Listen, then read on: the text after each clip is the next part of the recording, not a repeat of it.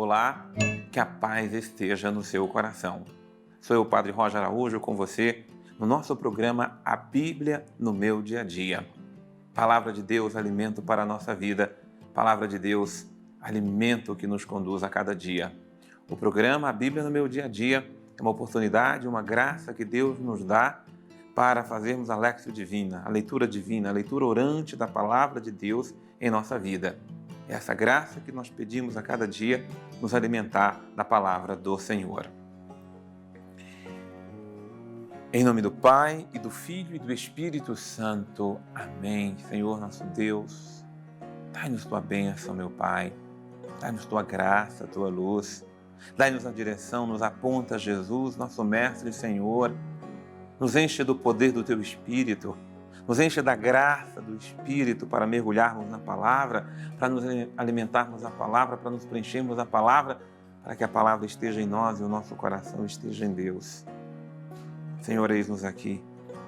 Ensina-nos, Senhor, a fazermos a Tua vontade em nossa vida. É a Tua Palavra que queremos viver, é a Tua Palavra, Senhor, que queremos praticar.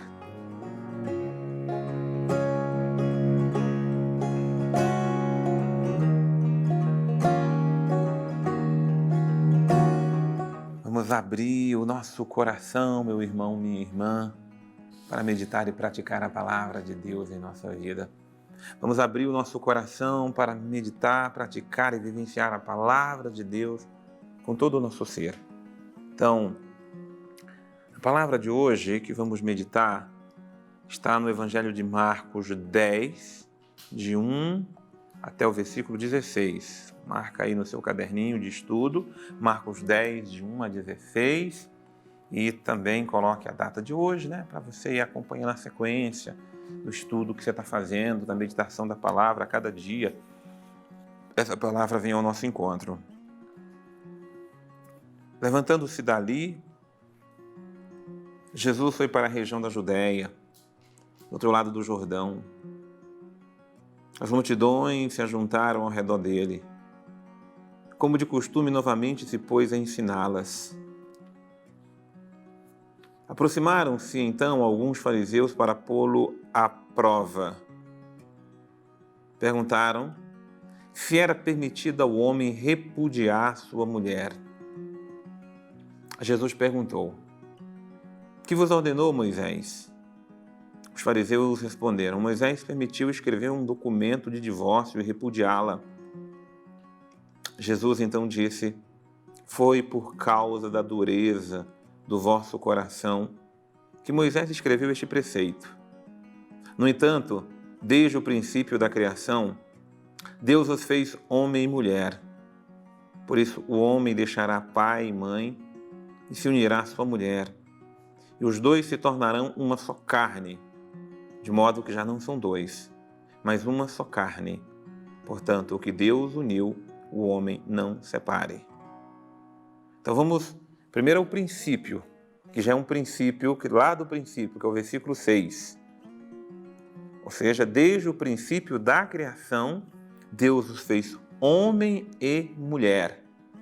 Então, a criatura humana, o ser humano no coração de Deus, foi criado homem e foi criado mulher. Deus criou o ser humano homem, Deus criou o ser humano mulher.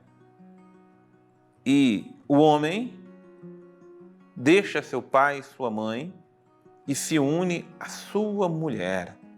Então aqui é um princípio também, que a vida nova, que a vida que você vai formar, é preciso deixar. Até tem circunstâncias que às vezes você precisa cuidar dos seus pais e tudo, mas o princípio primeiro é deixar para formar. Você não pode simplesmente ficar na casa do pai porque é mais cômodo para você. Não assuma essa realidade. O homem tem que se unir com sua mulher para os dois serem uma só carne.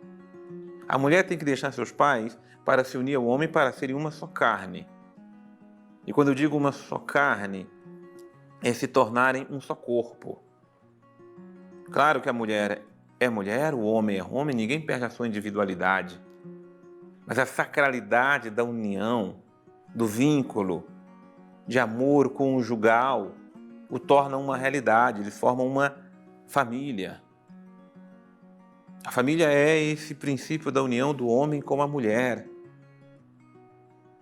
Já não são dois, já não são duas realidades, não são duas famílias. E aí, às vezes, eu vejo pessoas casando, eu sou a família da minha mãe, eu sou a família do meu pai. Não, você agora é uma família. A família que você formou, a família que você constituiu. Você não cortou os laços, mas você formou um novo laço, você formou uma nova família. E esse princípio precisa ser compreendido porque ele é vivido de forma confusa, errônea. A família não assume esse valor, esse sentido único e sagrado. Portanto, aquilo que Deus uniu, ou seja, aquilo que se uniu em Deus, não pode o homem separar. Que aí eu volto na questão anterior. É permitido o homem repudiar a mulher? A pergunta tem um sentido tão patriarcal, masculino, né? Vem de uma sociedade patriarcal, óbvio. Então o homem, por qualquer motivo, ele repudiava a mulher. E pobre da mulher. Mas aqui, aí você pergunta, mas Moisés deu uma carta de divórcio. Primeiro por causa da dureza do coração. Porque uma mulher repudiada, ela não era aceita, ela não tinha mais lugar na sociedade judaica e assim por diante. Aquela carta era para ela ser pelo menos aceita. Há elementos culturais duros na história da humanidade que aos poucos eles vão se superando. Mas o princípio fundamental é que não é para se repudiar, não. Como Deus estava formando um povo e aquele povo ainda tinha um coração duro, e você sabe o quanto era duro, nosso coração hoje é duro, daquele povo menos ainda. Aliás, desculpa, aquele povo mais ainda. Nem sei se o deles era o mais ou o nosso é mais duro, enfim. Corações duros é difícil de compreender e por isso pedagogicamente Deus vai falando, Deus vai formando, Deus vai orientando. E aí Jesus volta a um princípio fundamental, que é o princípio da união indissolúvel do homem com a mulher. O homem não tem poder de separar aquilo que Deus uniu. O homem não tem o poder de separar o que Deus uniu. O princípio do casamento é até que a morte o separe. Não, a palavra não está aqui para condenar casamentos que não deram certos, casamentos que foram formados na imaturidade, sentimentos que não amadureceram, ou outras situações adversas. As situações adversas ou as situações contrárias, elas não tiram ou não empobrecem o sentido primeiro. Porque, desculpa, algumas pessoas estão colocando o casamento no sentido negativo. Porque o casamento de fulano não deu certo, porque ninguém consegue viver com o outro toda a vida. Desculpa, essa é a visão mundana. Porque se você tem na frente o olhar de Deus, é esse que você deve buscar. É essa graça que você deve buscar. É isso que você tem que desejar. Porque se você vai já casar, ou olhar os casamentos a partir da descrença, a partir das desavenças, a partir das realidades que não deram certo, você perdeu o fio condutor. E o fio condutor é aquilo que a palavra nos diz. Em casa, outra vez, os discípulos perguntaram ao Senhor sobre o assunto, mas Jesus respondeu: quem repudia sua mulher e se casa com outra comete adultério contra a primeira? Óbvio que sim. E aqui repudiar é porque o cara simplesmente já não quer mais aquela mulher e quer ter outra, porque quer ter outra, e aí repudia? Não. Ninguém tem o direito de simplesmente repudiar por repudiar. Eu vou entender que pode ter casamentos que não, por N motivos não deram certo, é uma outra coisa. Agora, se querer estabelecer e ao mesmo tempo colocar como norma da vida, não deu certo, separa, não gostou mais, repudia, contrariou, de forma alguma. E se uma mulher, tendo repudiado seu marido, se casa com outro, também comete adultério. O que se diz para a mulher, se diz para o homem também, né? Ninguém tem esse poder de simplesmente repudiar, rejeitar o outro porque você não quer mais e assim por diante, né? O princípio é esse. Então, qualquer um que vive dificuldades ou situações complicadas, busque ajuda. Mas nunca a primeira luz é repudiar, separar, desprezar ou assim por diante. A igreja precisa te ajudar, a palavra de Deus precisa iluminar toda e qualquer situação matrimonial, mas é importante não se perder no princípio daquilo que Deus uniu, o homem não separar. Traziam também crianças para que Jesus as tocasse, mas os discípulos os repreendiam. Vendo isso, Jesus indignou-se e disse: deixai as crianças virem a mim e não as impeçais, pois o reino de Deus pertence aos que a elas se assemelham. Então, aqui primeiro tem uma ordem, versículo 14. Primeiro, deixai as crianças virem a mim, e ninguém pode impedir as crianças de irem para Jesus, ninguém pode impedir as crianças de irem para a igreja, ninguém pode impedir as crianças de se aproximar. É pelo contrário. Nós temos que colocar as crianças mais perto de Jesus. Eu gosto de pegar as crianças, vamos lá, crianças, vamos tocar agora aqui em Jesus, no sacrário. Nós temos que ter toda a candura de cuidar das crianças e dizer que o reino dos... Não é só dizer, mostrar que o reino dos céus pertence a elas e que nós precisamos se assemelhar a elas. Porque, em verdade, eu vos digo, quem não recebeu o reino de Deus como a criança não vai entrar no reino dos céus. E Jesus abraçou as crianças, impôs as mãos sobre elas e as abençoou. Que riquezas são nossas crianças, sejam acolhidas, amadas, cuidadas, abençoadas.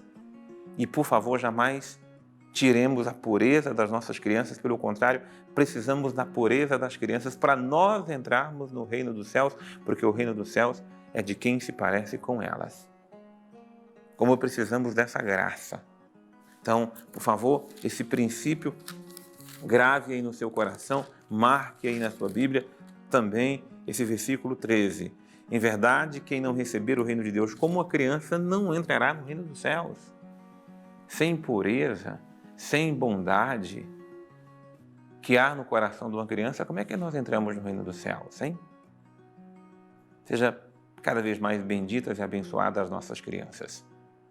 Vamos trazer conosco aqui o nosso querido Padre Antônio Xavier.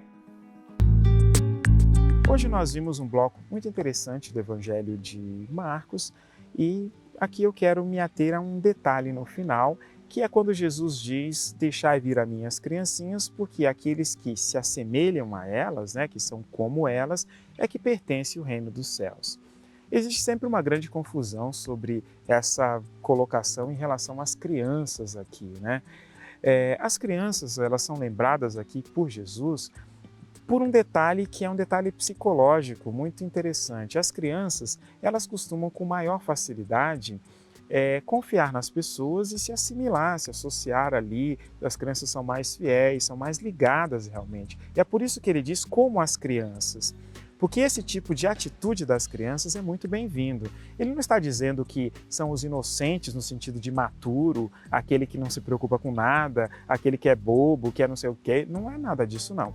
O que está em jogo é aquele que possui uma certa resiliência nos seus sentimentos. As crianças são assim. Elas começam a brincar, daí a pouco estão brigando, a gente chega lá e fala: quem quer bolo? Aí todo mundo quer bolo, daí a pouco um estava brigando com o outro, estão lá dividindo o mesmo bolo, fazendo as mesmas coisas, porque as crianças, elas não conhecem uma coisa que depois, com o chegar da idade, vai passar a existir no coração das pessoas, que é a memória muito ali associada a sentimentos negativos de coisas que se tenham vivido. Ou seja, mágoa e ressentimento não são sentimentos próprios das crianças. E é isso que ele quer dizer quando fala aqueles que são como as crianças, não é aqueles que são crianças, aqueles que são infantis ou aqueles que são imaturos, mas aqueles que possuem esse tipo de características que as crianças têm. E por isso a gente precisa se exercitar bastante a saber quando é que a gente vai começar a tirar a bagagem da nossa mochila, sabe? Porque às vezes na nossa vida a gente vai carregando coisas pesadas na nossa mochila, vai pesando nas costas, vai atrapalhando as coisas ali. E às vezes esses ressentimentos, essas lembranças, elas não têm nem mais sentido. Uma vez uma pessoa me contava o que tinha acontecido com ela quando tinha 13 anos e que tinha marcado fortemente a vida dela. Só que ela tinha 65. Quem estava envolvido com aquilo nem vivo, não estava mais. Não tinha mais relevância a pessoa ainda viver daquela memória, enquanto ela tem muitas outras que são mais positivas e mais recentes. E é isso que Jesus está dizendo aqui, sabe? A memória para produzir gratidão, ela é muito bem-vinda, mas a memória para produzir tristeza, essa não serve. Jesus, é no teu reino que nós queremos entrar. Jesus, no teu reino nós queremos estar. Por isso, dai-nos um coração de criança, Senhor. Dai-nos um coração humilde, acolhedor. Dai-nos um coração puro, generoso, bondoso, Senhor. Purifica o nosso coração de toda maldade, Senhor. Purifica o nosso coração, Senhor, de todo sentimento de orgulho, de todo sentimento de vaidade, de toda soberba, de todo egoísmo. E dai-nos a pureza das crianças, Senhor. Dai-nos a graça de acolher as nossas crianças, dai-nos a graça de abraçar nossas crianças, dai-nos a graça de abençoar cada vez mais nossas crianças, Senhor, porque o reino dos céus pertence a elas, Senhor. Que cuidemos de nossas crianças, que amemos nossas crianças, Senhor, com o coração puro, que nos purifiquemos cada vez que tocarmos em nossas crianças. Que a tua bênção, que a tua graça esteja sobre nós e permaneça para sempre. Em nome do Pai, e do Filho e do Espírito Santo. Amém. Que Deus possa abençoar imensamente nossas crianças, nossos casamentos, as nossas famílias. Deus possa abençoar imensamente você. Eu te aguardo no nosso próximo programa, A Bíblia no Meu Dia a Dia.